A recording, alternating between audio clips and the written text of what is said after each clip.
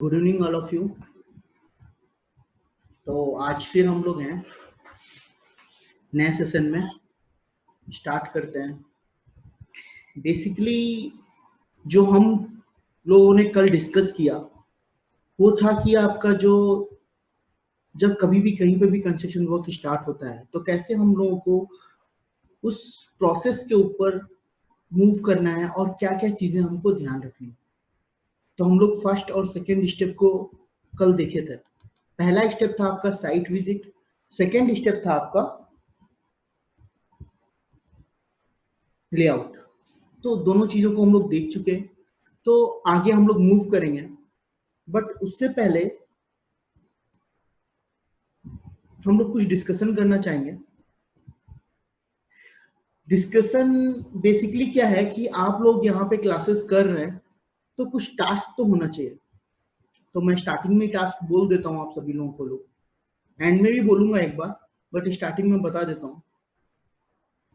Basically आप लोगों को करना क्या है, बहुत ही सिंपल है। आप लोगों को सभी लोग, अभी एक क्वेश्चन है मेरा कि सभी लोग घर पे हैं या बाहर हैं, अपने घर से बाहर हैं, या सभी लोग अपने घर पे हैं। जितने लोग घर पे हैं थोड़ा हैंड रेज करेंगे।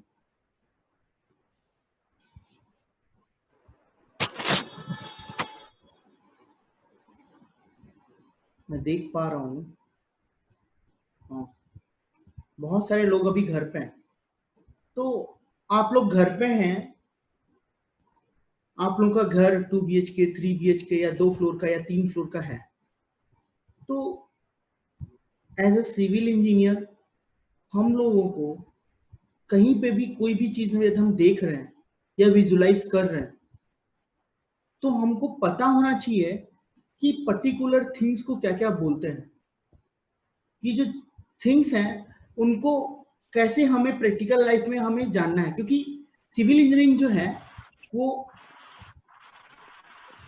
आपका मदर ऑफ इंजीनियरिंग है। तो बेसिकली ये हर जगह पे आपको मिल जाएगी। आप रास्ते पे चलते हैं, जो रोड बनी होती है वो भी सिविल इंजीनियर बनाता है। आप जिसके अंदर रह रहे हैं वो भी आपका सिविल इंजीनियर ही बनाता है। आपका स्कूल हो या कॉलेज हो, जितना भी इंफ्रास्ट्रक्चर है सभी इंफ्रास्ट्रक्चर सिविल इंजीनियरिंग करते हैं। तो बेसिकली मेरा ये कहना है कि आप लोगों का जो टास्क रहेगा बहुत ही सिंपल है या डिफिकल्ट नहीं है। तो मैं उस टास्क को दिखाना चाहता हूँ आपको करना क्या है एग्जैक्टली। 1 मिनट मैं आपके स्क्रीन पे दिखाता हूँ तो आपको ज्यादा क्लियर हो जाएगा।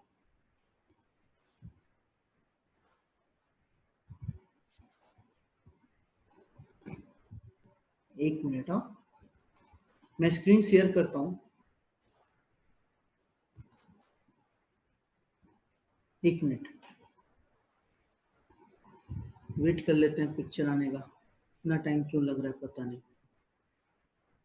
चलिए, लगता आ जाएगा। तो बहुत टाइम लग रहा है। ये देख रहे हैं ना, यहाँ पे ये प्लान बना हुआ है। तो आप सभी लोगों को क्या करना है, जहां पे भी आप रह रहे हैं अभी, जो भी घर है आपका, उसका आपको एक रफ स्केच बनाना है। अब इससे बेनिफिट क्या होगा आपको? बेनिफिट तो जब 7 डेज खत्म हो जाएंगे तभी पता चलेगा आपको। बट अभी के लिए पहला टास्क सभी लोगों के लिए यही है कि देख लीजिए आप स्केच को। इस ऐसा ही स्केच जो है आपको अपने अपने घर का बनाना है विदाउट स्केल। कोई हम मुझे स्केलिंग नहीं चाहिए। आप पेन लीजिए या पेंसिल लीजिए, कैसा भी यूज कर सकते हैं, कटिंग करिए, जो भी है, बट लाइंस दिखती रहनी चाहिए। तो क्लियर है सभी लोगों को आप लोगों का टास्क क्या है? यदि क्लियर है तो हैंड रेस करेंगे।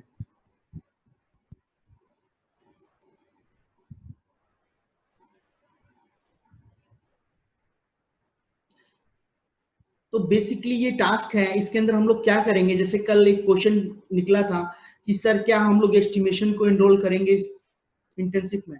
हाँ, कुछ पार्ट्स हम लोग एस्टिमेशन के लेके आएंगे, बट उन पार्ट्स को लाने के लिए आपको पहले कुछ screen is not appearing, sorry for that. सभी लोगों को स्क्रीन दिख रहा है मेरा या नहीं दिख रहा है? कितने लोगों को दिख रहा है? ओके, दिख रहा है सभी को। चलिए मैम, आपका कुछ नेटवर्क इशू है you don't worry about that things. आपको ये वीडियो मिल जाएगा। अच्छा, फर्स्ट वीडियो सभी को मिल गया, सभी लोगों ने देख लिया? Yes sir. Okay, that's good.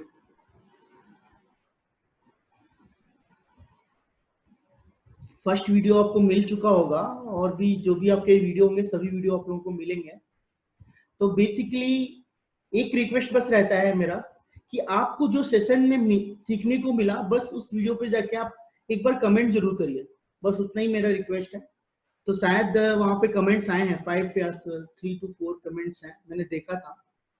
That's good, but और भी बढ़ सकते हैं। जिन लोगों को लगता है कि सच में जो सेशन है हम लोगों का यूजफुल है, तो आप लोग प्लीज कमेंट जरूर करिए, क्योंकि आप सीख रहे हैं आज, कल कोई भी वहां पे जाए, मतलब कोई भी आता है कुछ भी करने के लिए, तो उसे पता चलना चाहिए नहीं यार, जिस जगह मैं जा रहा हूँ वो राइट प्लेटफॉर्म है फॉर लर्निंग, और कुछ नहीं।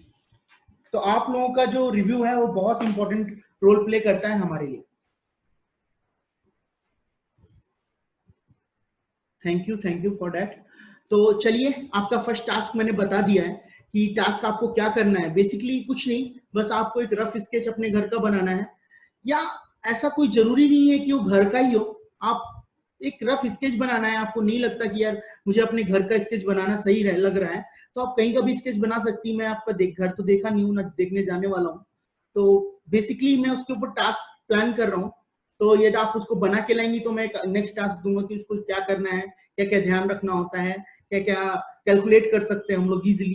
तो उन सब चीजों के ऊपर हम लोग डिस्कस करेंगे नेक्स्ट सेशन के अंदर। हाँ, किसी को कोई क्वेश्चन है क्या?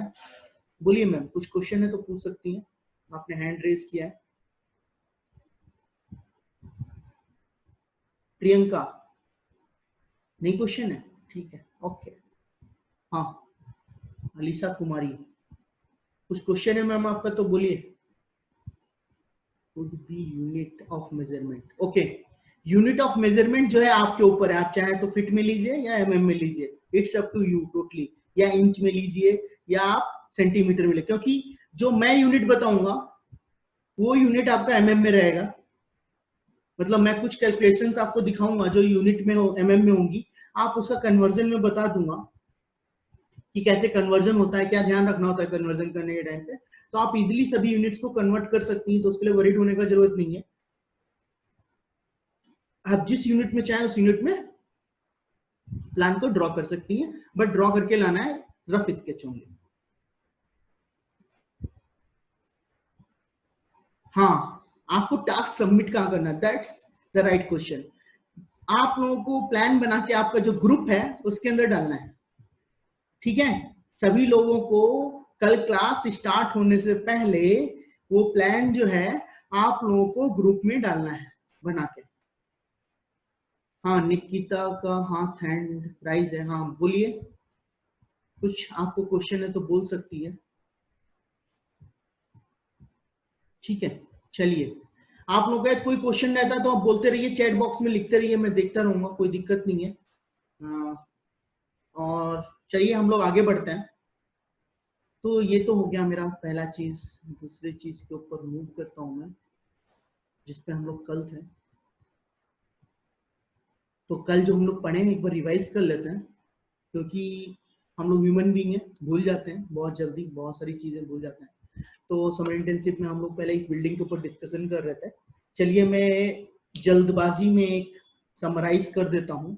ये जो बिल्डिंग है हमारा, ये हमारा BG+4 है, B+G+4 है, बट राइट नाउ वो कंस्ट्रक्शन होगा B+G+1, मतलब 3 फ्लोर कंस्ट्रक्शन होगा, और जो आपका 3 फ्लोर है वो बाद में कंस्ट्रक्शन होगा। ये ऐसा प्रोजेक्ट था आपका। आफ्टर दैट आपका है, हम लोग कंस्ट्रक्शन स्टेप्स के ऊपर मूव किए थे। कंस्ट्रक्शन स्टेप्स में हमारे 2 स्टेप्स थे, पहला था साइट विजिट, दूसरा था लेआउट। अब लेआउट जो है और साइट विजिट है उसके बारे में थोड़ा सा जान लेते हैं। तो साइट विजिट में हम लोग को क्या करना है, साइट विजिट में हमको पहले बाउंड्रीज कंडीशन को ध्यान रखना है, और ध्यान रखना है दूसरा चीज क्या था, कौन बताना चाहेगा कि साइट विजिट करने के टाइम पे क्या क्या पॉइंट्स को हमको ध्यान रखना है? 4 पॉइंट्स थे या 5 पॉइंट्स थे? कितने पॉइंट्स थे, कौन बताना चाहेगा? हाँ मैम बोलिए।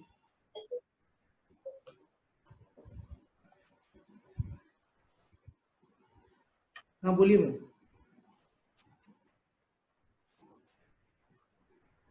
5 पॉइंट थे। Accessibility, soil conditions, layouting, proper size, layouting तो नहीं था, सर्वे, हाँ legal document, boundary conditions, good good, मतलब सभी लोगों ने ध्यान से सुना है। इलेक्ट्रिसिटी, स्टोरेज, दैट्स गुड, आपका स्टोरेज, उसके बाद आपका जो है वाटर सप्लाई, चलिए गुड गुड गुड।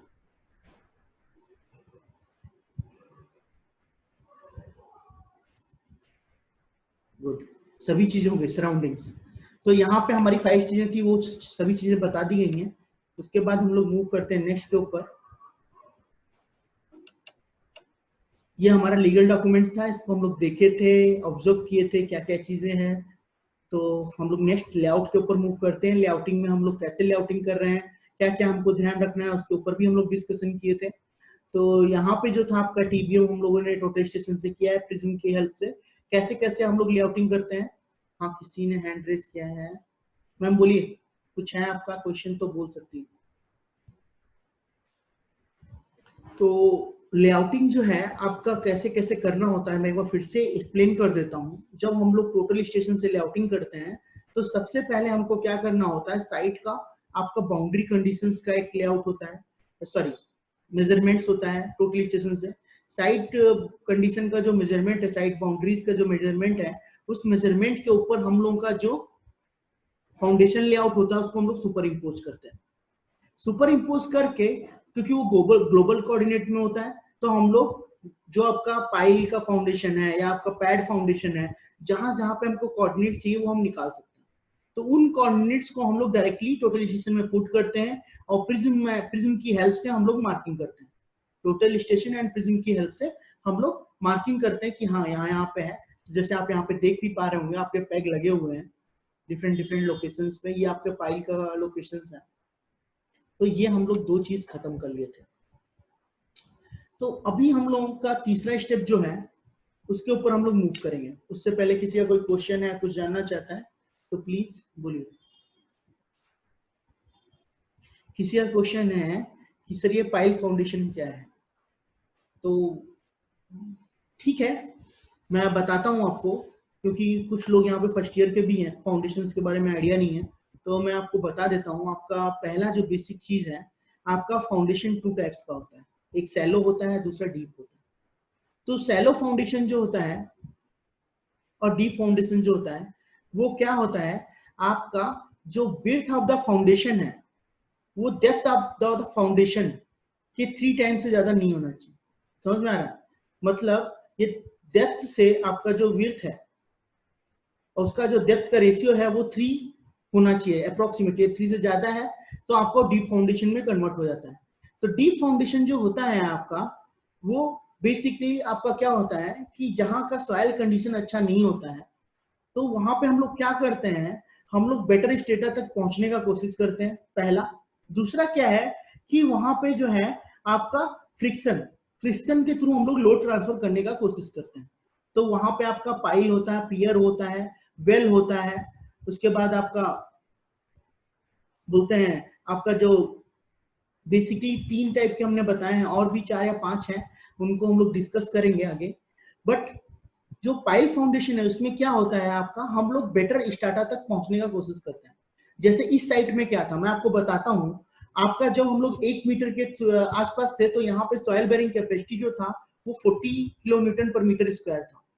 जब हम लोग इसको 3 मीटर तक हम लोग पहुंचे, तब वहां पे जो था आपका सॉइल कंडीशन जो था वो कन्वर्ट होकर आपका 80 किलो न्यूटन पर मीटर स्क्वायर के करीब में पहुंचा था। उसके बाद आपका जो बोलता हूँ कि 4 मीटर तक हम पहुंचे, तो 4.5 पे जब हम पहुंचे तो वहां पे हमको पता चला कि इसका जो सॉइल बेरिंग कैपेसिटी है वो 120 के करीब हो गया। फिर आपका जब हम लोग गए अराउंड मान के चलिए 10 मीटर तक हम लोग पहुंचे थे, तब हम लोगों का निकला था आपका 19 किलो न्यूटन पर मीटर स्क्वायर। उससे पहले आपका जो था वो 18 था, 17 था। तो बेसिकली जो है आपका ऐसा कोई जरूरी नहीं है यदि आपका टॉप पोर्शन में वाटर लैगिंग हो रहा है तो नीचे का सॉइल जो है खराब है, ऐसा नहीं होता है, ऐसा कोई जरूरी नहीं है, ऐसा कोई कंपलसरी नहीं है। ऐसा भी हो सकता है कि टॉप पोर्शन जो है आपका वहां पे वाटर लैगिंग है, नीचे का जो पोर्शन है वो सभी क्लियर है। तो चलिए हम लोग इस चीज को डिस्कस कर लिए। तो पाइल फाउंडेशन से क्या होता है कि आपका जो है हम लोग बेटर स्टेटा तक पहुंचने का कोशिश करते हैं। और एक दूसरा पाइल होता है जिसमें हम लोग फ्रिक्शन पाइल जिसे बोलते हैं, उससे क्या होता है हमारा फ्रिक्शन के थ्रू लोड ट्रांसफर होता है।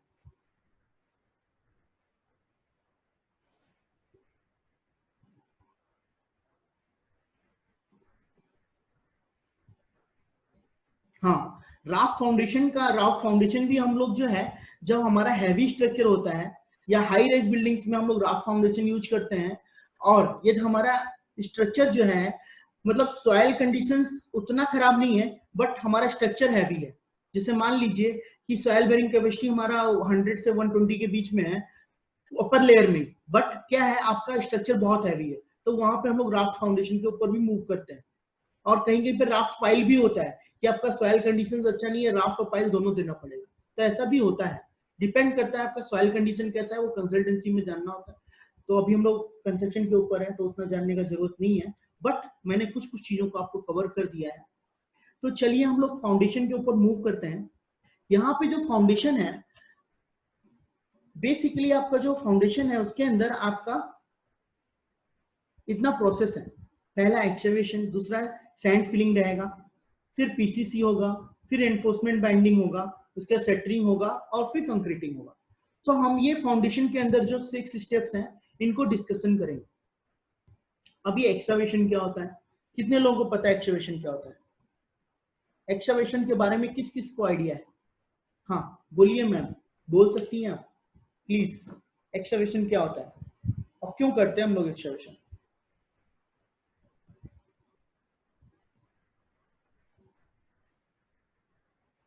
आप लोग बोलते नहीं हो, टाइप कर रहे हो। कटिंग, ये क्या होता है? हाँ, बहुत सारे लोगों ने हैंड रेज करके रखा हुआ है। बताइए कौन बोलना चाहता है? Digging of soil, remove of the soil from the site. Excavation is basically done for the putting up of the foundation. Okay, देखिए बेसिकली जो आपने चीज बताया है कि हम लोग एक्सकवेशन करते हैं कि हमको अपना फुटिंग जो है वो इंसर्ट करना है ग्राउंड के अंदर, तो हमको उस प्लेस को रिमूव करना पड़ेगा। वहां से जो सॉयल है या जो भी हमारा मटेरियल है, सैंडी सॉयल भी हो सकता है, ऐसा जरूरी नहीं है कि सॉयल नॉर्मल है, तो जो भी है उसको हमको रिमूव करना है। फॉर दैट पोर्शन को रिमूव करके हमको दूसरी जगह डिस्पोजल करना है, तो उसी को हम लोग एक्सकवेशन करते हैं कहते हैं। तो एक्सकवेशन जो है आपका नॉर्मल फुटिंग से उसके अंदर करना पड़ता है, बट आपका ये जो पाइल फाउंडेशन हो, ये फाउंडेशन क्या हो, पाइल हो, तो वहां पे आपको डिगिंग करना पड़ेगा या ड्रिलिंग करना पड़ेगा। दो वर्ड्स हैं। डिगिंग में क्या होता है, पर्टिकुलर क्या करते हैं आप, मैं दिखाता हूं आपको, एक सेकेंड। हम लोग मूव करते हैं नेक्स्ट स्लाइड के ऊपर। जैसा कि आप देख पा रहे होंगे यहाँ पर, आप लोगों को दिख रहा है, दिख रहा है कि नहीं दिख रहा है? यहाँ पे आप देख पा रहे हो कि ये देखिए, इसे क्या बोलते हैं, किसी को पता है?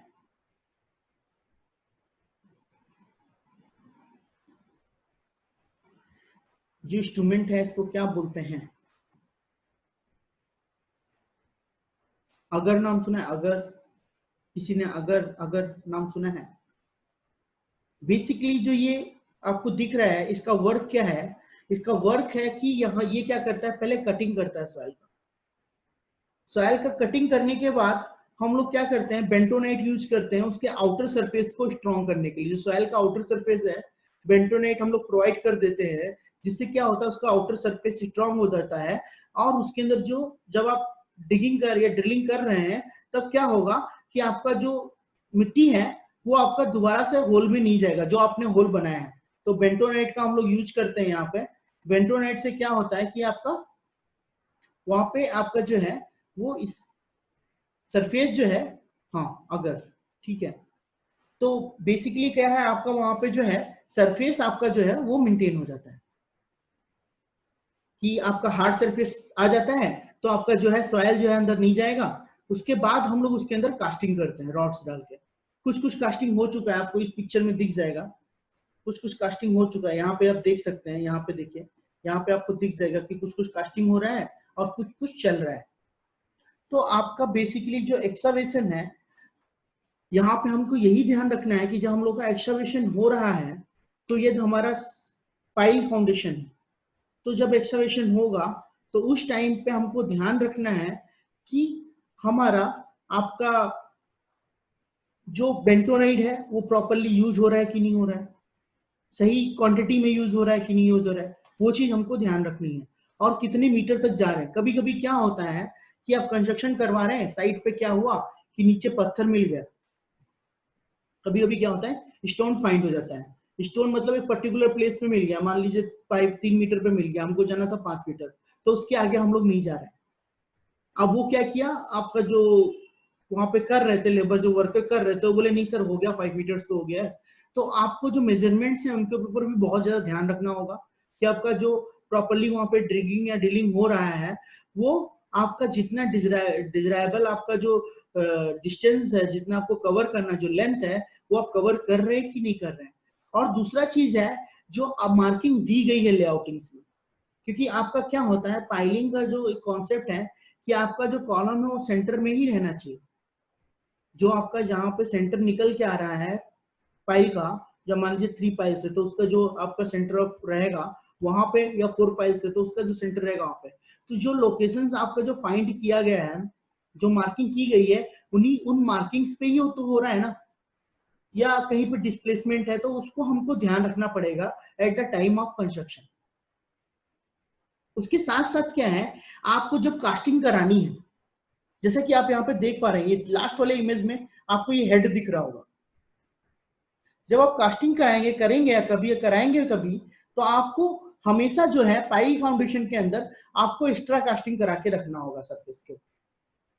और आपका जो रॉड रहेगा, रॉड को कभी भी एक पास नहीं करना है। जैसे कि आप ये देख पा रहे हैं ना, ये जो रॉड्स है ये देखिए आप एक पास है सभी, बट ऐसा नहीं होना चाहिए।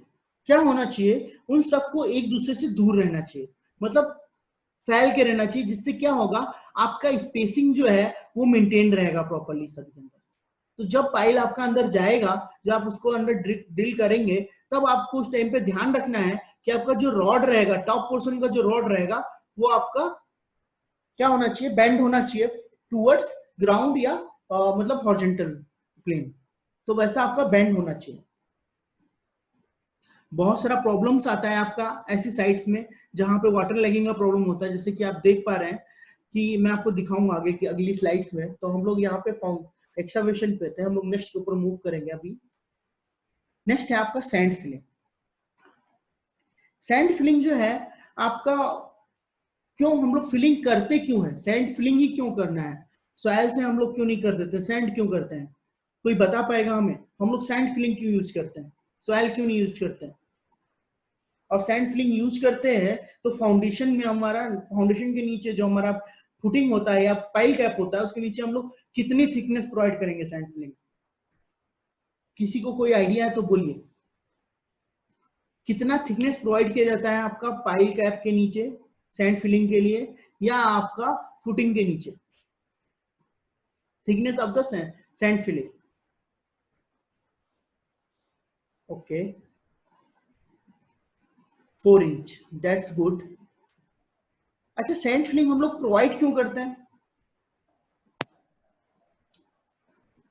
सर वो जो रेजिस्टेंस होता है ना उसको मिनिमाइज करने के लिए। फिर से बोलिए मैम, एक बार रिपीट करिए, क्या बोला आपने? सैंड इसलिए करते हैं ताकि वो जो रेजिस्टेंस है ना उसको मिनिमाइज करने के लिए सैंड फिलिंग होता है। किस चीज का रेजिस्टेंस मैम? सर जैसे earthquake.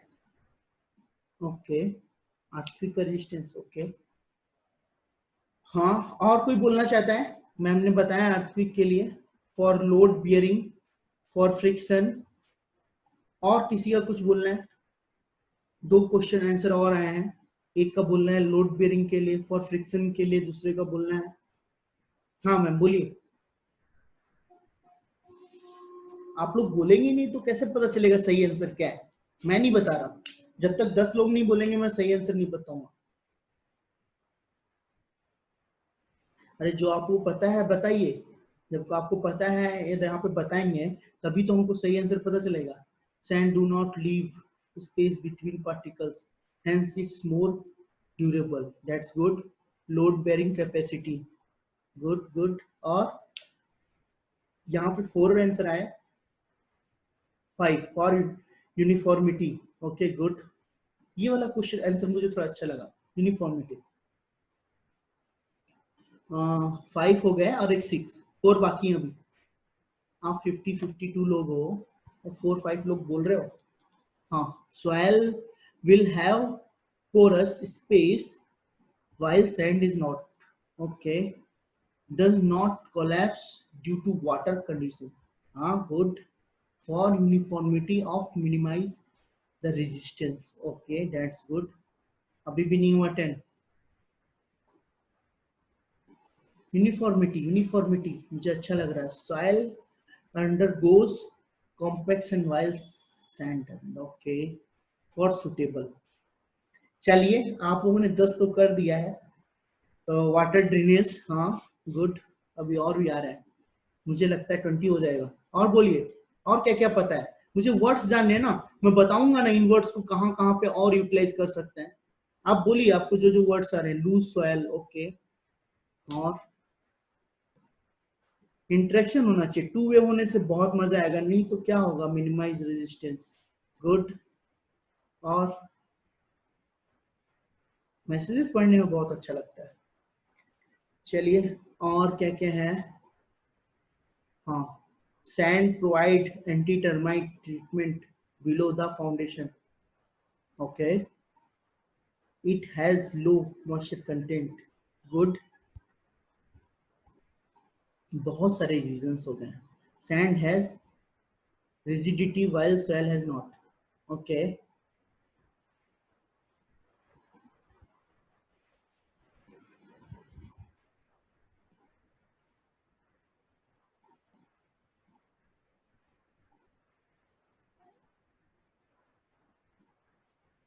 Easily available material, good. मैं वेट कर रहा हूँ, बहुत सारे आंसर्स आ चुके हैं। To minimize weak spot, soil is unstable during rain, yes। और देखिए आप लोग के दिमाग में जो भी उठ रहा है, क्योंकि यदि आप यहाँ पे नहीं बोल पा रहे हैं तो बाकी जगह कैसे बोल पाएंगे। यहाँ पे तो कोई भी टीचर नहीं है। सैंड इज अ कोहेशनलेस, यहाँ पे नाम भी मुझे आ रहा, मैं नाम भी रीड नहीं कर रहा हूँ। Sand is a cohesionless therefore is a good, yes. Cohesionless वाला भी कॉन्सेप्ट मुझे अच्छा लगा। पहला एक कॉन्सेप्ट अच्छा लगा था यूनिफॉर्मिटी, दूसरा था आपका कोहेशनलेस, शेडेबल एंड मोर इकोनॉमिकल। ये भी मजेदार नहीं है। सैंड तो ठीक है, महंगा नहीं है उतना, चलेगा। और चलिए बहुत लोग लिख दिए। It's prevent water moving through concrete structure, sand is use for minimize the resistance. अच्छा मैं एक चीज बताता हूँ, जैसा कि मैंने लास्ट वाला भी एक कमेंट पढ़ा, यहाँ पे लिखा हुआ था कि आपका जो है कोहेशनलेस, कोहेशनलेस का मीनिंग क्या है। कोहेशनलेस का मीनिंग है कि दो पार्टिकल्स के बीच में कोई बॉन्ड नहीं है जिससे लुब्रिकेशन जनरेट होता है। सॉइल के अंदर क्या होता है, एक लुब्रिकेशन नाम का प्रोसेस है जो जनरेट होता है। उससे क्या होता है, लुब्रिकेशन प्रोसेस जनरेट होने से पार्टिकल्स जो है इजिली कंपैक्ट नहीं होते हैं, उनके अंदर एयर वाइट्स प्रेजेंट रहता है। क्या होता है कि इजिली कंपैक्ट नहीं होता। सैंड जो है उसका कॉम्पैक्शन टाइम जो है वो आपका बहुत ही लेस है कंपेयर देन सॉइल। जो कंपैक्शन टाइम है सैंड का वो बहुत ही कम है कंपेयर देन सॉइल। तो क्या होता है, आपका सॉइल के कंपैरिजन में ये सैंड का कंपैक्शन टाइम लेस है, तो आप जब सैंड वहां पे प्रोवाइड करेंगे तो इजिली वो कॉम्पैक्ट हो जाएगी। मतलब सर अपनी, आपका वॉइस नहीं आ रहा है। मेरा वॉइस नहीं आ रहा है, अभी आ रहा है मैम। हेलो हेलो, कितने लोगों को वॉइस आ रहा है मेरा। सभी लोगों को आ रहा है, शायद नेटवर्क का इशू होगा मैम। चलिए शायद आ रहा है सभी को। हाँ, तो मैं यहाँ पे था कि आपका जो सैंड होता है वो इजीली जो है आपका कॉम्पैक्ट हो जाता है कंपेयर देन सॉइल। तो अब सॉइल कितने दिन तक, मतलब पता है सॉइल आपका टाइम लेता है अराउंड 3 ईयर्स से लेके 10 ईयर्स के बीच में कॉम्पैक्शन टाइम है उसका, 3 ईयर्स से 10 ईयर्स के बीच में। और यहाँ पे जो है आपका मतलब 2 ईयर्स 3 ईयर्स, मतलब ईयर्स में उसका काउंटिंग होता है कॉम्पैक्शन का टाइमिंग ड्यूरेशन जो है। यहाँ पे जो आपका सैंड है वो आवर्स में काउंट होता है कि इसका कॉम्पैक्शन टाइम आवर्स है। तो बहुत सारी चीजें हैं जो आपको यहाँ पे सैंड प्रोवाइड करना है। तो पहला चीज हो गया इसका कॉम्पैक्शन अच्छा है। दूसरा चीज है यूनिफॉर्मिटी। जैसे आप जब ड्रिल मतलब एक्सकवेशन करते हैं तो ऐसा कोई जरूरी नहीं है कि आपका जो सरफेस रहेगा वो यूनिफॉर्म रहेगा। मतलब सरफेस जो है कहीं पे अप्स रहते हैं, कहीं पे डाउन रहते हैं। मतलब आपका एक जो आपको चाहिए कि मतलब हाँ यार बिल्कुल जो सरफेस है वो बिल्कुल मतलब एक्यूरेट होना चाहिए, यूनिफॉर्म होना चाहिए, प्लेन होना चाहिए। तो प्लेन सरफेस नहीं मिल पाता है। अब प्लेन सरफेस करने के लिए हम लोग सैंड का फिलिंग का यूज करते हैं। तो फिलिंग में हम लोग सॉइल क्यों नहीं करते हैं? क्योंकि उसका कॉम्पैक्शन अच्छा नहीं, इसलिए हम लोग सैंड करते हैं। कभी कभी क्या होता है आपका एक्सकवेशन करने के टाइम पे हम लोगों का कहीं पे आपका हमने दिया मेजरमेंट्स में दिया कि आपको 4 फीट बिलो जाना है। अभी वो मैनुअल कर रहा है तब तो फौड़ा मार दिया एक्स्ट्रा, तो क्या हुआ वो ज्यादा नीचे चला गया कंपैरिजन जितना हमको करना चाहिए था। तो हमको 4 फीट जाना चाहिए था, वो पहुंच गया 4 फीट 4 इंच 5 इंच। बट हमको तो यूनिफॉर्म मेंटेन करना है, हमको एक ही प्लेन पे सभी फुटिंग्स को रखना है, एक ही लेवल पे रखना है। तो हमको क्या करना होगा उस टाइम पे, हमको जो है सैंड फिलिंग करके हम उसको लेवल कर सकते हैं, सेम लेवल पे ला सकते हैं, एक प्लेन में ला सकते हैं। तो जो यूनिफॉर्मिटी जो है वर्ड, वो भी एक करेक्ट वर्ड है जिन लोगों ने आंसर दिया है, तो दैट्स गुड। और जिन लोगों ने आंसर दिया है कि आपका कोहेसिवलेस सॉइल है या कॉम्पैक्ट हो सकता है इजीली, या आपका जो इसके अंदर जो पार्टिकल्स होते हैं वो डिटैच रहते हैं, तो वो भी आंसर लगभग अप्रोक्सीमेटली सही है। तो इन दोनों आंसर से जो है आपका ये मिल जाएगा कि हम लोग सैंड फिलिंग क्यों करते हैं। सैंड फिलिंग करने का रीजन यही है कि हमको एक प्लेन सरफेस चाहिए होता है और एक लेवल में सरफेस चाहिए। तो दोनों चीजों को मेंटेन करने के लिए हम लोग सैंड फिलिंग करते हैं। ठीक है, तो ये तो डिस्कशन हो गया, बहुत लंबा हो गया।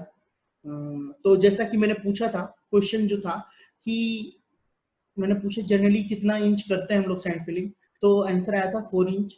हम लोग 3 इंच मिनिमम होता है, उसके ऊपर हम लोग 4 इंच 5 इंच 6 इंच 8 इंच जितना चाहे उतना कर सकते हैं sand filling. It is not big deal, but हम लोगों को जो है मिनिमम 4 इंच करना होता है, मिनिमम 3 इंच सॉरी। तो जैसा कि आप यहाँ पे देख रहे हैं कि यहाँ पे जो है आपका इस एरिया में क्या था, वाटर लैगिंग का प्रॉब्लम था। तो हम लोगों ने क्लाइंट से रिक्वेस्ट किया था कि वर्क स्टार्ट होने से पहले ही आप क्या करिए, सैंड फिलिंग करा दीजिए। तो किसी का आंसर था पिछली बार कि हम लोग वाटर लैग्ड एरिया में भी इसका यूज करते हैं। तो ये एक सोल्यूशन था कि आपका क्या हो, वाटर लैगिंग था तो हम लोग क्या किए, वहां पे सैंड फिलिंग करा दिए, तो वो वाटर को ऑब्जॉर्व कर लिया या बाहर की तरफ निकाल दिया, जिससे हम लोग का कंस्ट्रक्शन वहां पे पॉसिबल हुआ। नहीं तो जब मैं पहली बार साइट विजिट गया था तो यहाँ पे पूरा जो था वो फिल था, पूरा प्लॉट जो था वो वाटर से फिल था। मैं एक स्टोरी सुनाता हूँ। क्या हुआ कि वहां पे पास में एक सैंड पड़ा हुआ था प्लॉट के अंदर ही, और मेरा एक कलीग था, वो क्या कर रहा था कि मतलब वो मेजरमेंट टेप पकड़ के मेजर कर रहा था। तो मैं तो खड़ा था दूर, बट वो जब देखा तो उसके ऊपर सैंड के ऊपर पैर रख दिया। वो पैर पता है उसका पैंट के साथ नी तक उसका जो है पूरा पूरा पैर उसका अंदर चला गया शूज के साथ, तो उसका पूरा मतलब गंदा हो गया था। तो कहने का मतलब है आप जब यहाँ पे सैंड डाल दिए और कुछ दिन के लिए 2-3 दिन के लिए छोड़ देंगे तो वो अपने आप कॉम्पैक्ट हो जाएगा। आपका जो वाटर है वो भी आपका जो है वो एब्जॉर्ब कर लेगा और प्लेस कर लेगा और इजीली आप कंस्ट्रक्शन स्टार्ट कर सकते हैं। तो सैंड का वहां पे भी यूज होता है। जिन लोगों का आंसर ये था वो भी सही था, बट पीसीसी के अंदर इसलिए यूज नहीं होता है। तो बेसिकली जो है आपका यहाँ पे जो था आपका पहले से ही हम लोग सैंड फिलिंग करा के रखे हुए थे पूरे प्लॉट के अंदर, तो यहाँ पे सैंड फिलिंग का रिक्वायरमेंट नहीं हुआ इन द टाइम ऑफ हम लोग का जो आपका जो पाई कैप हमको डालना था, हम लोग डायरेक्टली ये जो आपको दिख रहा है सैंडी था, इसी के ऊपर ही हम लोग डायरेक्टली इंपोर्ट किए, मतलब डाले थे, सेट किए थे। तो हम लोग अभी नेक्स्ट एक्टिविटी के ऊपर मूव करेंगे। तो अभी तक का कोई कुछ क्वेश्चन है, किसी का कुछ भी जानना है तो आप लोग पूछ सकते हैं, अदरवाइज मैं पीसीसी के ऊपर मूव करूंगा और मैं क्वेश्चन पूछना शुरू करूंगा। चलिए बताइए, किसी का कोई क्वेश्चन है? सेशन फ्लो में चल रहा है, कुछ स्पीड में तो नहीं है, स्लो करना चाहिए या कुछ और डिटेल्ड में होना चाहिए? किसी का कुछ सजेशन है तो वो भी बोल सकता है। हाँ, सैंड फिलिंग जो है प्रोसेस आपका बैक फिलिंग होता है, जो मटेरियल यूज होता है वो सैंड यूज होता है। बैक फिलिंग में जो मटेरियल है वो आपका सैंड यूज होता है।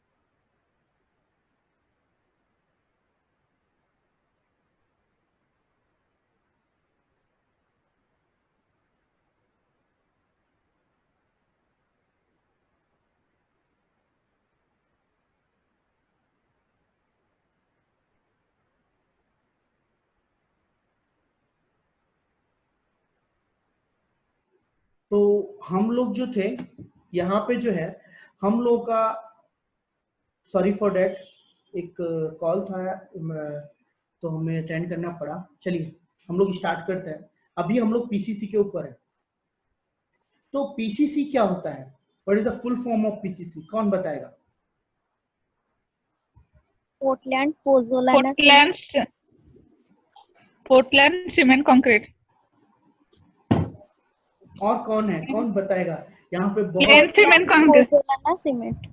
आप लोग तो प्लेन सीमेंट कंक्रीट। आप लोग तो कमाल कर दे रहे हैं। Good good. कुछ लोग पोजलैंड पोर्टलैंड, कुछ लोग तो प्लेन सीमेंट बोल रहे हैं। That's good. Plane cement he correct है, कोई बात नहीं। तो बेसिकली जो प्लेन सीमेंट कंक्रीट है, इसका मीनिंग है, प्लेन मतलब क्या? Without reinforcement. प्लेन मतलब क्या? प्योर, मतलब केवल कंक्रीट है। तो कंक्रीट क्या होता है? What is concrete? The mixture of cement, sand, and aggregate in a Wow. proper proportion. Okay, that's good. आपका जो है mixture of sand, cement and aggregate.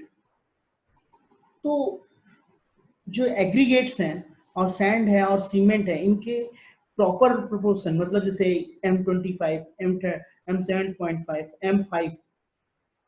तो ये M5, M7.5, M7.5 का ग्रेड है। तो M7.5 मीन्स व्हाट? कौन बताएगा? M stands for mix, and 7.5 or 5 stands for characteristics of concrete in 28 days. Okay, 28 days, that's good. तो अभी अब नेक्स्ट क्वेश्चन उठता है। देखिए क्वेश्चन आंसर सेशन हो रहा है, बहुत ही ज्यादा इंटरेक्शन बढ़ रहा है। तो नेक्स्ट क्वेश्चन है कि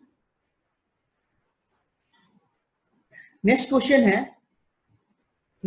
ये है कि आपका पीसीसी के लिए हम लोग कौन सा ग्रेड का कंक्रीट यूज कर सकते हैं? बताइए।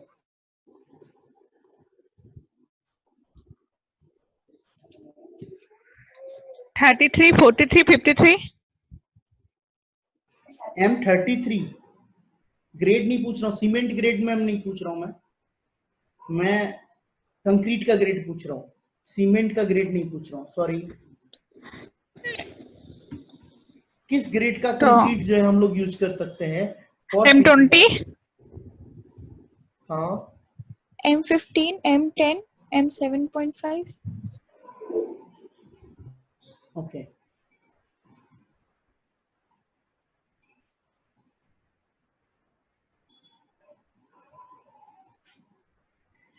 ठीक है, चलिए अभी तक जिन लोगों ने बोला है इसका आंसर का मैं आंसर नहीं करूंगा, बट ये आंसर आपको खुद मिल जाएगा, ठीक है। पीसीसी का वर्क क्या है, फाउंडेशन में पीसीसी का वर्क क्या है, क्या रोल है, क्यों प्रोवाइड करते हैं पीसीसी? किसी को पता है? हैंड रेज करिए और आंसर करिए प्लीज।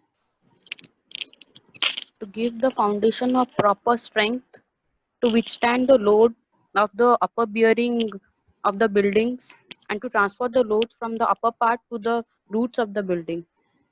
तो फुटिंग का रोल क्या रह गया फिर? जो ये रोल आप बता रही मेरे हिसाब से तो फुटिंग का होता है, पीसीसी का कैसे होगा? और पीसीसी फुटिंग का पार्ट नहीं है।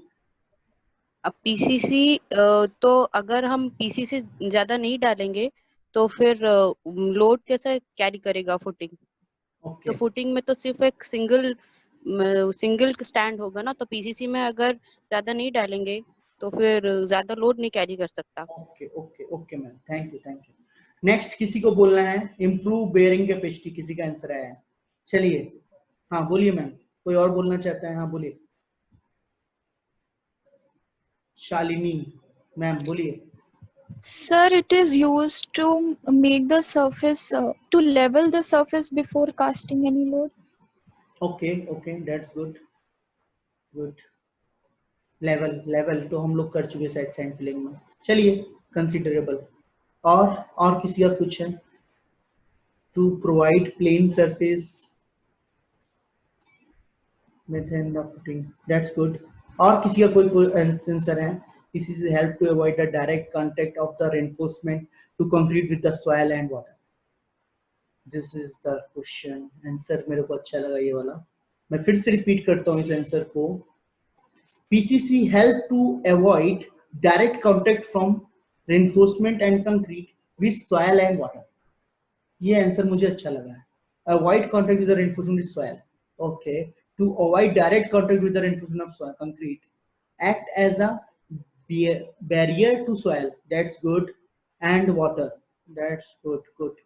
Making a barrier between soil and ऐसा तो नहीं है आप लोग गूगल करके लिख रहे हो making a barrier between the soil and concrete, that's कुछ भी है, आप गूगल भी कर रहे हैं तभी आप जान चुके हैं ना, that's the मोटो हमारा यही है कि आपके पास नॉलेज पहुंचे, कहीं से ही पहुंचे, डजंट मैटर।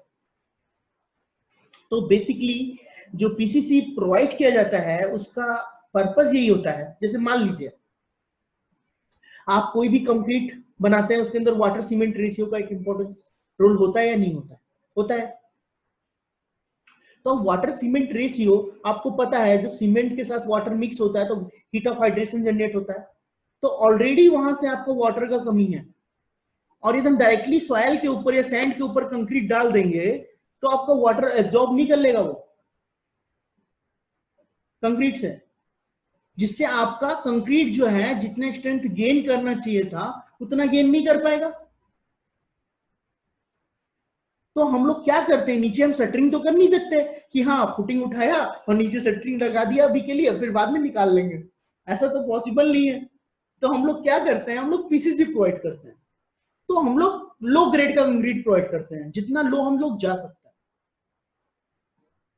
M5 M7.5, अभी जनरली M7.5 यूज होता है, पहले M5 यूज होता था, उसके बाद आपका M10 भी कहीं कहीं यूज होने लगा है, M15 भी यूज होता है। For smart cities this is compulsory to use M15 for PCC, but M15 के ऊपर मैंने अभी तक नहीं देखा है, हो सकता होता हो, बट M15 तक जो है हम लोग कंक्रीट पीसीसी के लिए यूज करते हैं, क्योंकि उस कंक्रीट का जो है क्या करता है, प्लेन सरफेस प्रोवाइड करता है, दैट्स गुड।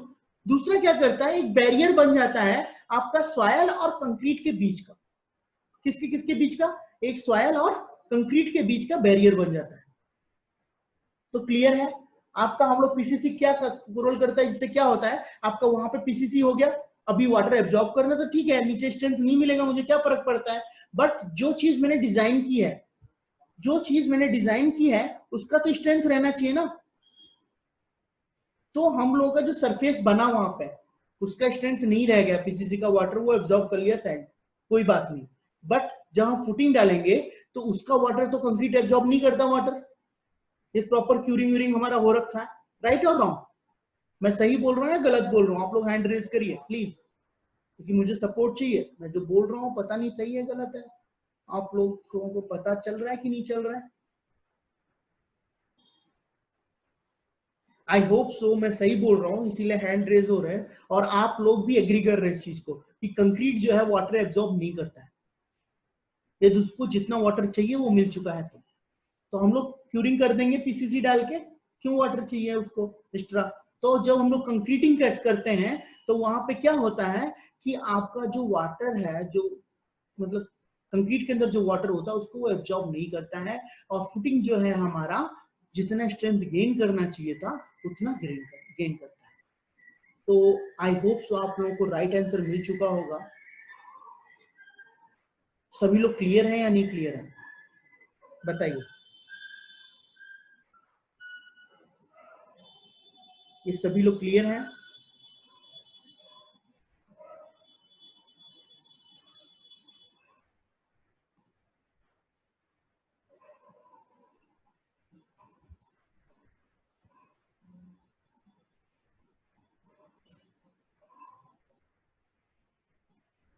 ओके गुड, सभी लोगों के यस सर यस सर।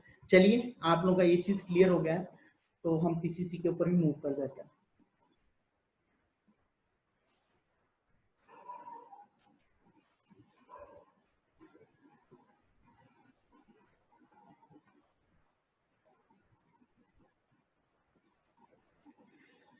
तो यहाँ पे आप देख रहे हैं कि पीसीसी होने के बाद बारिश हो गई और हमें वर्क कंटिन्यू करना था, ये रेनी सीजन था।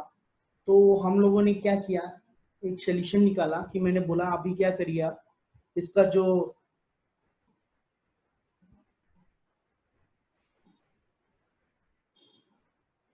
जो है आप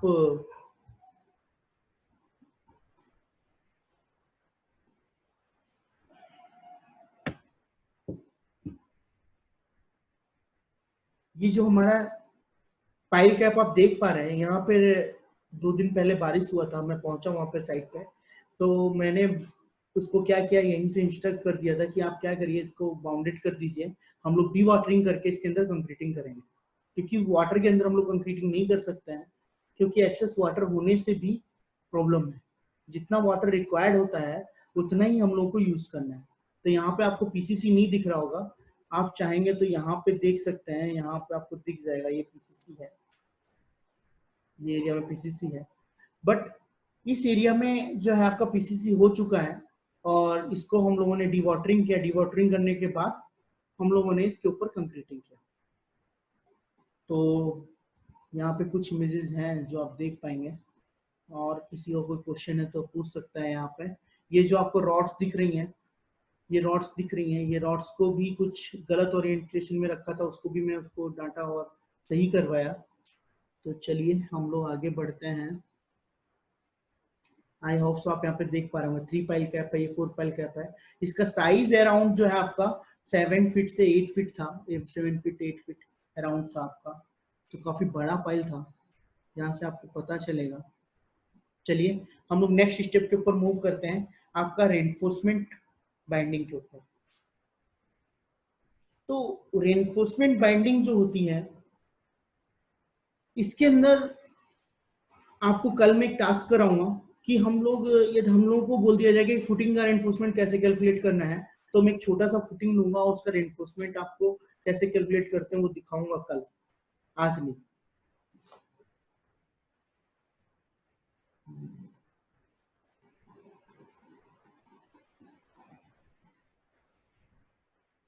how do we check the quality of pile. देखिए पीसीसी जो है आपका, पीसीसी आपका पाइल के अंदर नहीं होता, पाइल कैप के अंदर पीसीसी होता है। तो पीसीसी का जो क्वालिटी चेक करने के लिए क्या होता है कि वो सरफेस लेवल होना चाहिए और दूसरा चीज है कि उसका प्रॉपर क्यूरिंग होना चाहिए। 2 चीजें होनी चाहिए चेकिंग के अंदर जो कंपलसरी है। और जो उसको थिकनेस हम लोग प्रोवाइड कर रहे हैं, पीसीसी का जो थिकनेस है वो 3 इंच जो मिनिमम है, उसके ऊपर हम मूव कर सकते हैं जिस हिसाब से आपका फुटिंग ऊपर प्रोवाइड कर रहे हैं। जैसे हमारा यहाँ पे जो फुटिंग का डेप्थ, पाइल कैप का डेप्थ था वो 2.5 फीट के करीब में था, तो 2.5 फीट का डेप्थ था, तो हम लोगों का जो पीसीसी का थिकनेस था वो अराउंड 4 इंच शायद था, 4:5 इंच शायद था, नहीं 6 इंच था। 6 इंच का आपका थिकनेस का जो है यहाँ पे जो है पीसीसी पड़ा था।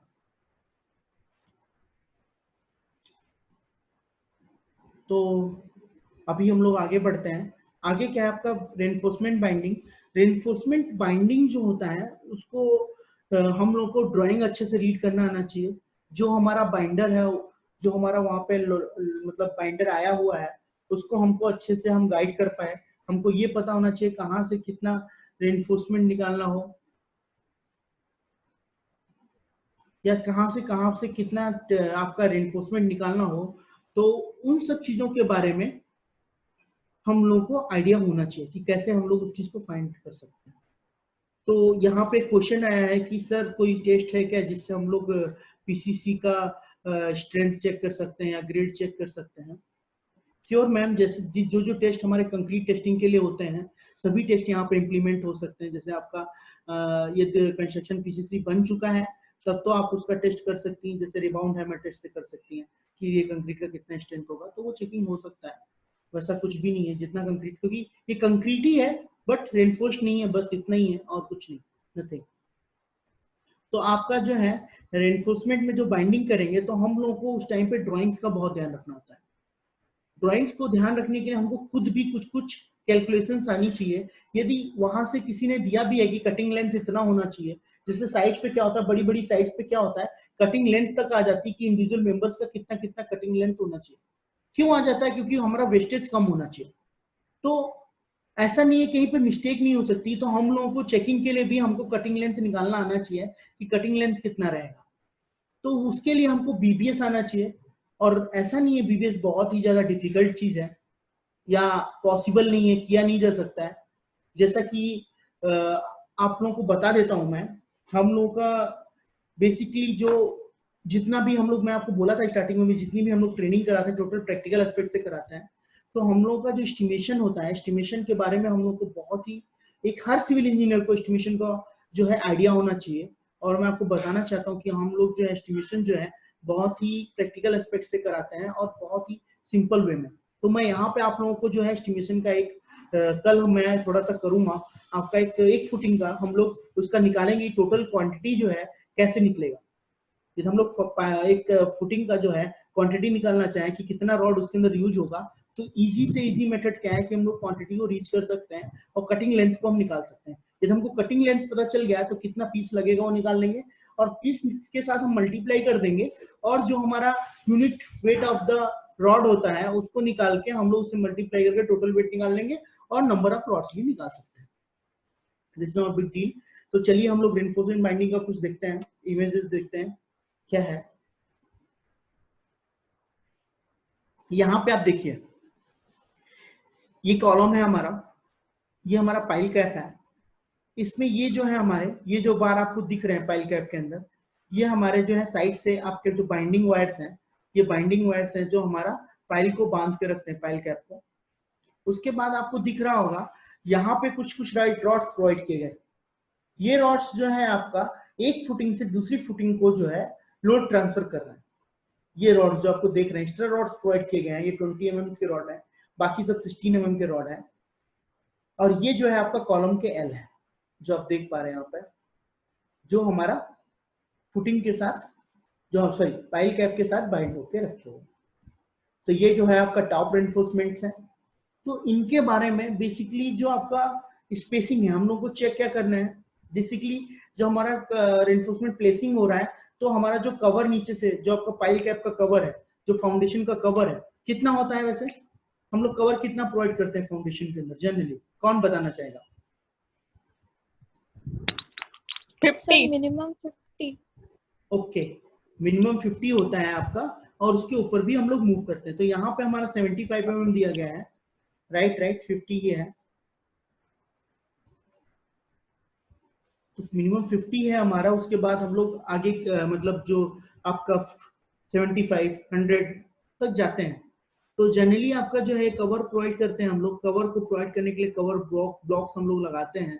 उसके बाद जो हम लोग का रेनफोर्समेंट होता है, वो रेनफोर्समेंट का जो हम लोग का जो आपका जो जाल बनता है, वो जाल के अंदर जो हम लोग का स्पेसिंग है, 2 रॉड्स के बीच में स्पेसिंग, आपका ये रेक्टेंगुलर है, तो उसका देखना पड़ेगा, या आपका स्क्वायर है तो उस हिसाब से जो स्पेसिंग ड्राइंग के अंदर मेंटेन की गई है वो आपको ध्यान रखना पड़ेगा।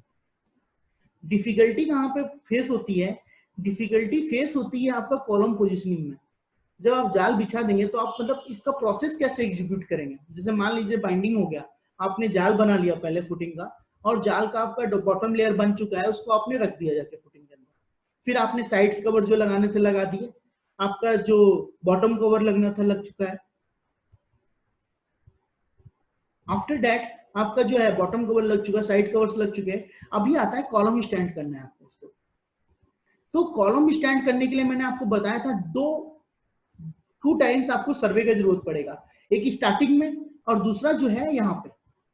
आपका कॉलम पोजिशनिंग जो है वो सर्वे के थ्रू आप कर सकते हैं। वहां पे क्या होगा, आपका मार्किंग दे दिया जाएगा कि कॉलम्स का जो कॉर्नर्स है उनका मार्किंग ये है, तो उसके अलोंग आप कॉलम पोजिशनिंग इजिली कर सकते हैं। हाँ मैम बोलिए, आपका कोई क्वेश्चन है? तो आप लोग क्या कर सकते हैं, सर्वे के थ्रू जो है आप लोग इजिली जो है कॉलम को प्लेस कर सकते हैं और स्टैंड कर सकते हैं। तो उस टाइम पे हमको ध्यान रखना है कि हम लोग का सर्वे जरूर एग्जीक्यूट कराना है जब हम लोगों को कॉलम प्लेसिंग करवाना हो, पोजिशनिंग करवानी हो, तो उस टाइम पे हमको जो है आपका सर्वे को जरूर बुलाना है। और दूसरा चीज है, जब हम लोग बाइंडिंग कर रहे हैं तो जैसे आप देख रहे हैं क्या होता है, कभी कभी क्या होता है, ये जो एल आपको दिख रहा है ना, हर डायरेक्शन में है कॉलम का, रॉड का। बट मैं बहुत सारे मतलब कंस्ट्रक्शन साइट पे गया हूँ, देखा हूँ क्या होता है, ये सब एक पास हो जाता है, इधर वाले सब एक पास हो गए। तो क्या होता है, उससे आपका कॉलम को जो स्टेबिलिटी है वो बेटर नहीं मिलता है।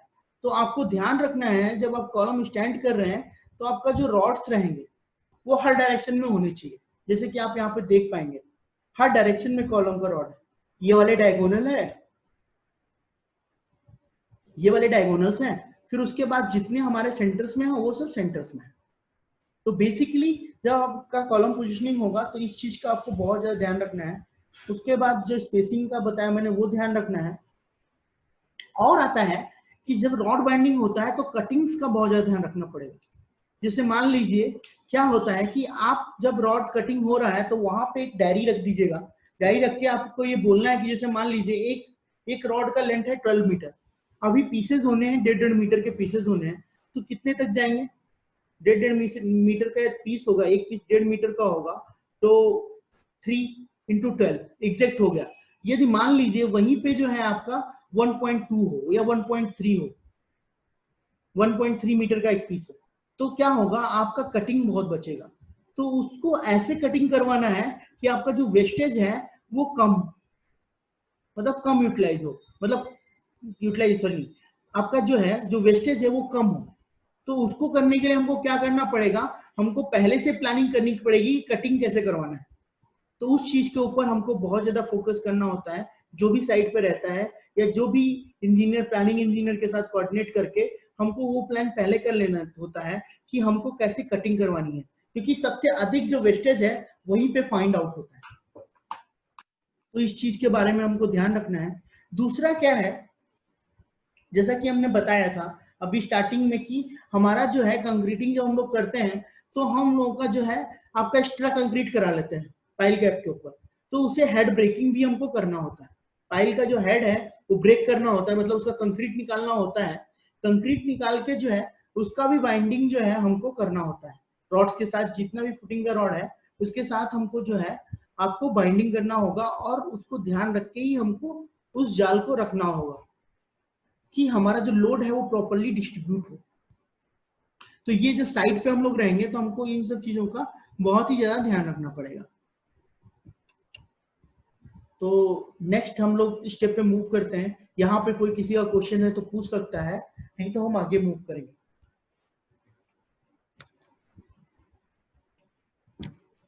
किसी का कोई क्वेश्चन नहीं है? सब क्लियर है? क्लियर है तो हैंड रेज करिए। आप लोग खाली कैसे रह सकते हैं, मैं तो इतना बोल रहा हूँ। आप लोगों को भी मेहनत करते रहना चाहिए थोड़ा थोड़ा। हाँ हैंड रेज करिए सभी लोग। सर वो कटिंग के बारे में वो थोड़ा बताइए, वो हाँ समझ कटिंग का नहीं मैम आया। जो है कैलकुलेशन मैं कल करूंगा, एक एग्जांपल लेके एक फुटिंग का हम लोग कैलकुलेशन करेंगे कल, सर। ठीक है? तो वहां पे आपको आइडिया हो जाएगा। सर हाँ,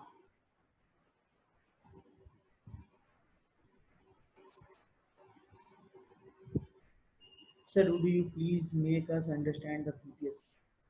हाँ, BBS समझ सकते हैं, बहुत ईजी है BBS समझना।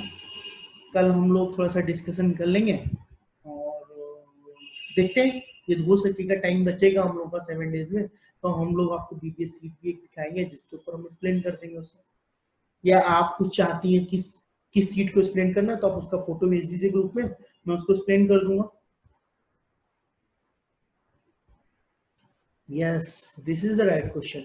सर, 2 फुटिंग्स के बीच में कितना डिस्टेंस होता है? देखिए मैम, जब हमारा 2 इंडिविजुअल फुटिंग्स होती हैं तो उसके बीच में जो मिनिमम डिस्टेंस है वो हमारा 500 mm का होना चाहिए। यदि उससे कम है तो हमको कंबाइंड फुटिंग के लिए मूव करना पड़ेगा। और एक चीज आप लोगों को नहीं बताया मैंने, आप लोगों ने ध्यान भी नहीं दिया है कि एक्सकवेशन जब होता है तो एक्सकवेशन जितना फुटिंग का साइज होता है उतना ही करते हैं, उससे ज्यादा करते हैं? कौन बताएगा इस क्वेश्चन का आंसर? हैंड रेज करिए कि जब हमारा एक्सकवेशन होता है तो एक्सकवेशन जब होता है तो जितना फुटिंग का साइज है उतना ही हम लोग एक्सकवेशन करते हैं या उससे ज्यादा करते हैं?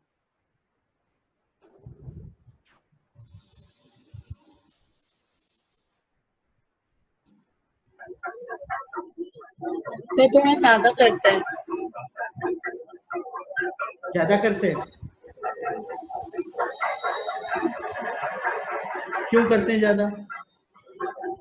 ये ज्यादा करते हैं तो क्यों? सर फिर उसके बाद हाँ, उसके बाद जो स्पेस बचता है उसमें हम लोग सैंड फिलिंग देते हैं टू गिव स्टेबिलिटी।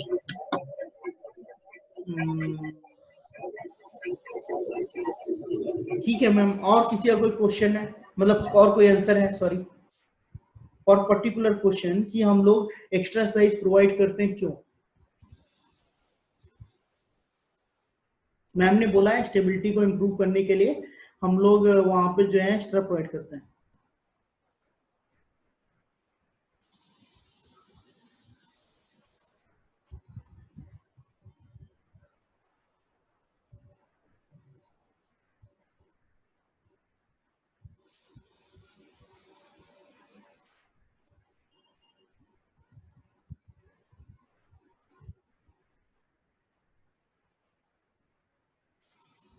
बताइए, किसी को पता है? शटरिंग फॉर वर्किंग स्पेस, हाँ अभी सही है। शटरिंग के लिए शटरिंग कितना इंपॉर्टेंट है वो तो मैंने बताया ना, कि हम लोग आपका कंक्रीट जो है वो सॉइल के कनेक्ट में आने नहीं देंगे। तो यदि हमको उसको सॉइल के कनेक्ट में नहीं आने देना है तो हमको शटरिंग लगाना पड़ेगा। अबे शटरिंग लगाना है वहां पे तो स्पेस तो होना चाहिए ना। शटरिंग कैसे लगेगा, निकाल कैसे पाएंगे हम लोग? हाँ रिया मैम बोलिए, कुछ पूछना है आपको?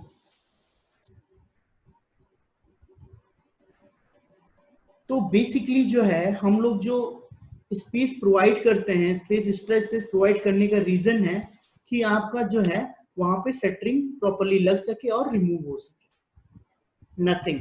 जैसा कि आप यहाँ पे भी देख रहे हैं, यहाँ पे स्पेस है प्रॉपर्ली, यहाँ पे एक्सकवेशन नहीं करना क्योंकि पाइल कैप है, तो यहाँ पे आपका स्पेस है। तो अभी देखिएगा, हम लोग नेक्स्ट स्लाइड पे मूव करेंगे शटरिंग। तो शटरिंग में आप देखेंगे कि प्रॉपर्ली शटरिंग उसी फ्रेम के अंदर आ गई है। देख पा रहे हैं आप लोग? आपको विजिबल है या नहीं विजिबल है?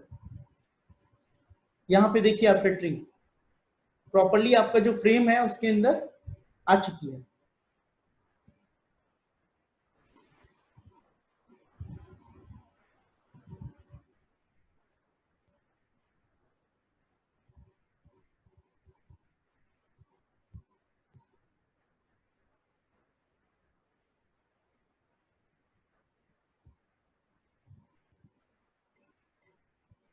क्या हुआ, क्लियर नहीं हुआ आपका? आप लोग कुछ बोल नहीं रहे, सब शांत हो गए। तो बेसिकली जो है मैंने आपको बताया, शटरिंग जो है बहुत इंपॉर्टेंट होती है। आरसीसी स्ट्रक्चर के अंदर, आरसीसी स्ट्रक्चर्स के अंदर जो है आपका शटरिंग जो है बहुत ही ज्यादा इंपॉर्टेंट रोल प्ले करती है। तो हमें जो है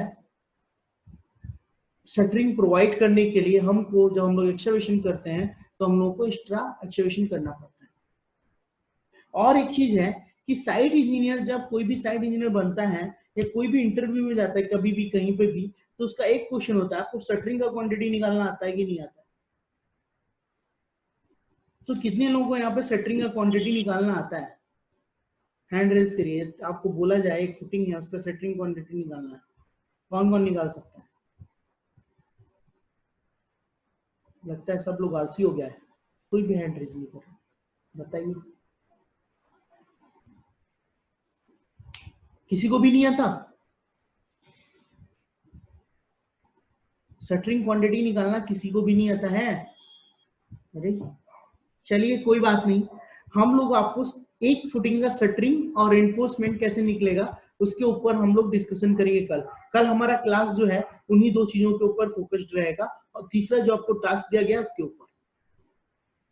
तो शटरिंग का क्वांटिटी हम लोग कल निकालेंगे कि शटरिंग का क्वांटिटी हम लोग कैसे कैलकुलेट करते हैं, क्यों कैलकुलेट करते हैं, क्या रीजंस हैं, तो उसके ऊपर डिस्कशन होगा हमारा। और शटरिंग बहुत इंपॉर्टेंट रोल प्ले करती है। तो एक और क्वेश्चन उठता हुआ आ रहा है कि आपका वुडन शटरिंग और जो आपका स्टील का शटरिंग है, दोनों में बेटर कौन सा है? कौन सा शटरिंग बेटर है? वुडन का शटरिंग बेटर है या आपका स्टील का एल्युमिनियम का जो शटरिंग है वो बेटर है? बताइए। अब ये तो जनरल क्वेश्चन है, आप लोग आंसर कर सकते हैं। Steel steel steel, good good. Steel का शटरिंग इसलिए बेटर है क्योंकि वहां पे जो है आपका वाटर एब्जॉर्ब नहीं होगा। आपका जो वाटर, जो कंक्रीट का वाटर है वो एब्जॉर्ब नहीं होता है, तो इसलिए वो बहुत ही अच्छा है। ठीक है, तो चलिए हम लोग नेक्स्ट के ऊपर मूव करते हैं। आपका concreting, next step concreting. It can be calculated by the measuring the area of certain surface within the concrete surface. Okay, sir, of the shuttering, how much minimum space should be provided? It's some durable than wooden one. हाँ सही है, wooden से ज्यादा दिन तक रहता भी है। और एक क्वेश्चन है कि शटरिंग का जो है कंक्रीट का जो एरिया है वही सरफेस एरिया जो है वही हमारा शटरिंग का एरिया हो जाएगा।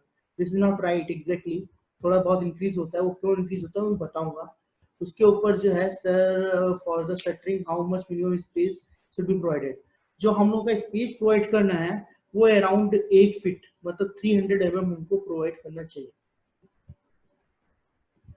जनरली प्रोवाइड करते हैं, आपका 1 फीट एक्स्ट्रा प्रोवाइड करते हैं चारों साइड। यदि 1 फीट नहीं प्रोवाइड कर रहे तो 600 mm तो सॉरी मतलब 6 इंच तो 100% आपको प्रोवाइड करना होगा। This is compulsory. कितना कर नहीं करेंगे तो आपका जो है वो आप शटरिंग रिमूव नहीं कर पाएंगे। ठीक है, तो चलिए हम लोग कंक्रीटिंग के ऊपर मूव करते हैं। और जो शटरिंग का जो क्वेश्चन था कि सर कैसे हम लोग कैलकुलेट करेंगे उसके ऊपर हम लोग कल जानेंगे।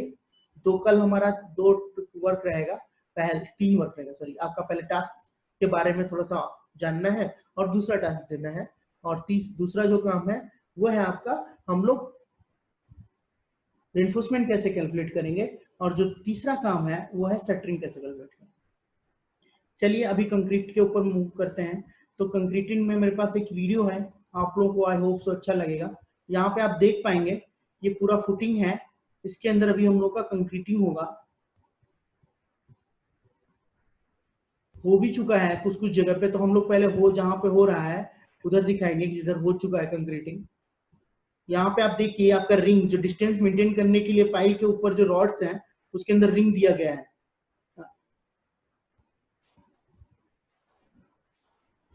ये आप देख सकते हैं, यहाँ पे मिलेगा आपको।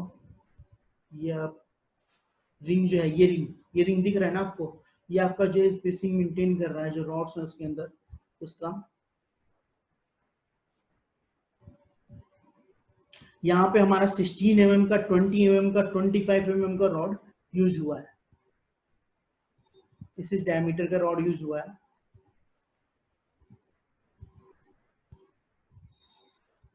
उसके बाद आपका ये स्पेसिंग हम लोग चेक किए, इसके बाद आगे बढ़ते हैं, आपका कंक्रीटिंग के ऊपर मूव करते हैं।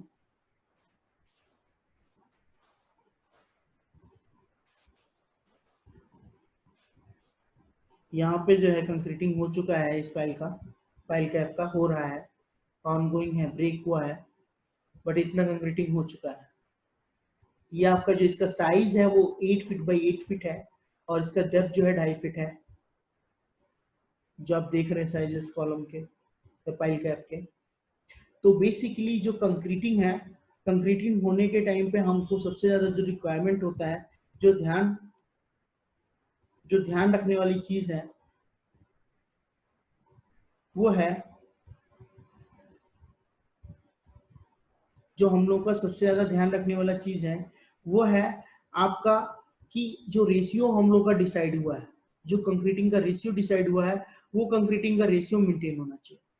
यदि वो रेशियो मेंटेन नहीं हो रहा है तब क्या होगा, आपका कंक्रीट जो है वो जितना स्ट्रेंथ आप कैलकुलेट किया गया डिजाइनिंग टाइम पे, वो वहां पे रीच नहीं होगा।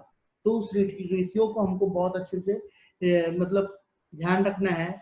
और एक चीज ध्यान रखना है, जो हमारा मिक्सचर होता है, जो हमारा कंक्रीट मिक्सचर होता है, तो वो जो मिक्सचर है, तो मिक्सचर मशीन के अंदर जो रोटेशन हो रहा है, वो रोटेशन कितने मिनट तक हो रहा है, प्रॉपर टाइम तक रोका जा रहा है, मिक्सिंग हो रही कि नहीं हो रही है, या कंक्रीट मिक्स नहीं हुआ और वो कंक्रीटिंग के लिए आ गया मटेरियल।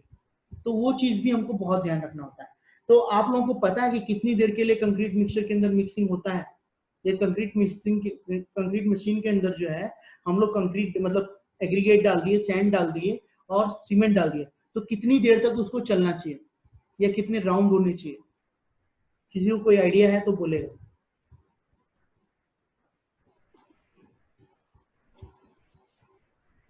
बहुत इंपॉर्टेंट क्वेश्चन है। 15 मिनट, 5 to 10 मिनट। और किसी का कुछ?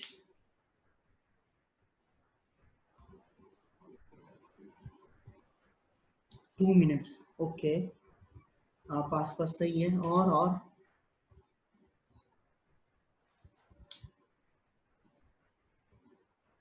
15 to 20 रोटेशन, ओके। और कौन बताइए, सभी लोग बताइए। 4 to 5 मिनट। तो चलिए मैं बताता हूँ। बेसिकली जो आपका ड्यूरेशन है वो आपका 2 से 3 मिनट तक वेरी करता है। इसी के बीच में 2.5 मिनट मतलब एवरेज है, वो बेस्ट रहता है, 2.5 मिनट रखने से अच्छा है। उसके बाद आपका जो रोटेशन है वो 25 से 30 रोटेशन के बीच में वेरी करता है। तो ये आपको ध्यान रखना है, दो चीजें जो आपको कंक्रीटिंग के टाइम पे ध्यान रखना है। तो आज का जो सेशन है हम लोगों ने आज के सेशन में इतना चीजें कवर कर लिया है। आई होप सो आपको नॉलेज मिला होगा। यदि कोई किसी का भी कोई क्वेश्चन है या कुछ जानना चाहता है तो अभी आप लोग पूछ सकते हैं, बताइए। हाँ मैम बोलिए, कोई क्वेश्चन है आपका please.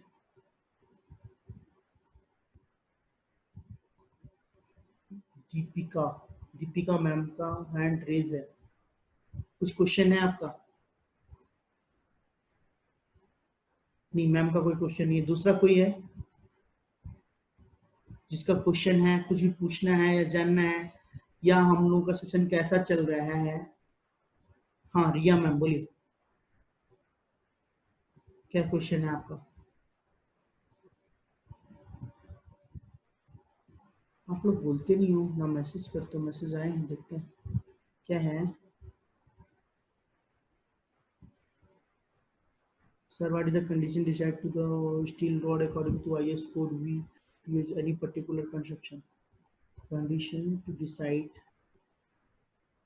which steel rod according to IS code we use for any particular construction. Okay, nice. Today's session was very nice. I have learned so many new things. Okay, can you please go to the back side slide with the plain drawing? That plain drawing, plan drawing is a manually concreting type. Yes, manual मैंने concreting का time पूछ रहा था। और जो ma'am बोल रही है, मैं स्लाइड देखता हूँ कौन सा स्लाइड का बात कर रही है, मैं स्क्रीन शेयर करता हूँ।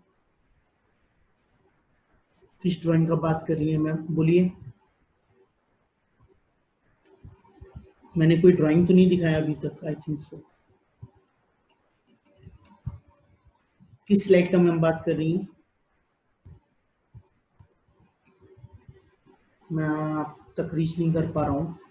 फिर भी मैं आपको एक चीज का क्वेश्चन जरूर दूंगा, जो यहाँ पर पूछा गया कि IS कोड्स के अकॉर्डिंग जो है आपका कोई ऐसा कुछ है कि इस डायमीटर का बार जो है यहाँ पे यूज होना चाहिए। जो आपका पूछा जा रहा है कि जो आपको रॉड जो है IS कोड्स के हिसाब से कुछ डिफाइन किया गया। हाँ, डिफाइन किया गया है। आपका कंप्रेशन मेंबर के अंदर जो आप कंप्रेशन मेंबर होता है आपका, वहां पे आप लोग 12 mm से जो है लेस डाया का रॉड यूज नहीं कर सकते। कंप्रेशन मेंबर्स के अंदर जो है आप लोग क्या कर सकते हैं, 12 mm से लेस डायमीटर का जो है रॉड जो है आप लोग यूज नहीं कर सकते हैं। ये एक स्टैंडर्ड है for columns. Mixing and rotation time is the different. नहीं मैम, ऐसा नहीं है। बेसिकली क्या है, जो हमारा जल्दी हो जाए, जैसे मान लीजिए कि आपका रोटेशन जो है स्पीड स्लो है थोड़ा सा, तो रोटेशन स्लो हो रहा है बट उतने टाइम तक वहां पे वो रह रहा है। तो बेसिकली आपको जो है, जैसे मान लीजिए 2.5 मिनट हो चुका है, तो आपको रोटेशन के ऊपर मूव करना पड़ेगा। यार रोटेशन तो उतने नहीं हुए बट आपका वहां पे रह गया, तो क्या हुआ, आपको बेस्ट एज कंक्रीट चाहिए, तब वहां पे आप रोटेशन के ऊपर मूव कर देंगे। नहीं, इसका रोटेशन स्लो है, क्योंकि रोटेशन से ही तो मिक्सिंग होगा ना। वहां पे रखने से या कंक्रीट को एक पास होल्ड करके रखने से उसका मिक्सिंग तो नहीं हो जाएगा।